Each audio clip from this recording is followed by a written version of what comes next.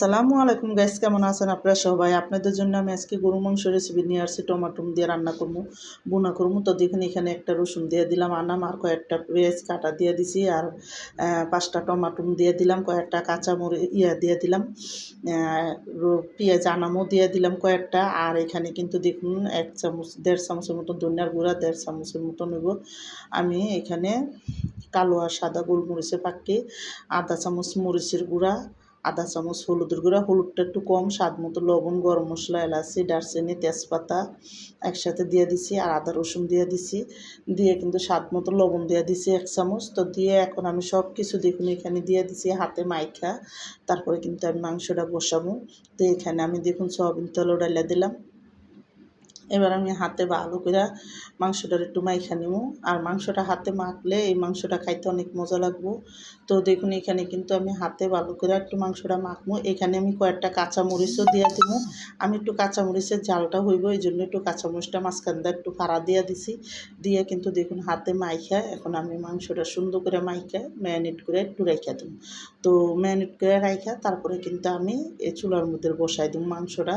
তো দেখুন এখানে ম্যারিনেট করা যখন হয়ে গেছে, আমি এখানে 2 কাপ পানি দিয়ে দিছি, যাতে মাংসটা সিদ্ধ হয়ে যায় ভালো করে। এই জন্য 2 কাপ পানি দিয়ে আমি সুন্দর মতো লাড়াচাড়া দিয়ে আমি কিন্তু কতক্ষণ রেখে দিছিলাম। তারপরে কিন্তু দেখুন আমি চুলার জালটা জ্বালায় দিছি, দিয়ে কিন্তু যখন সুন্দর করে একটা বলক আইছে, আমি একটু লাড়াচাড়া দিয়ে এখন চুলা কমায় কমায় এই মাংসটা সিদ্ধ করবো।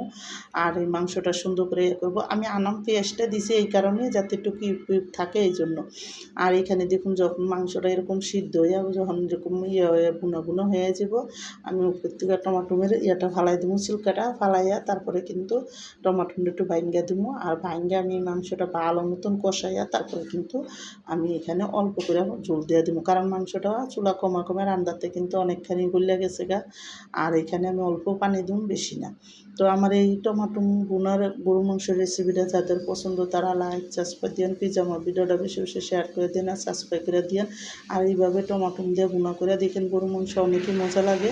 তো আমি দেখুন এখানে যখন সুন্দর করে বুনো বুনো হয়ে গেছে, আমি অল্প করে পানি দিয়ে দিলাম। এবার এই মাংসটা অল্প করে পানি দিয়ে আমি তেজপাতাটা ফালাই দিয়েছি, যাতে তেজপাতার গন্ধটা বেশি না যায়, এই জন্য ফালাইয়া এখানে পানিটা দিয়ে দিলাম। এই পানি দিয়ে আমি হালকা করে ঝোল রাখবো।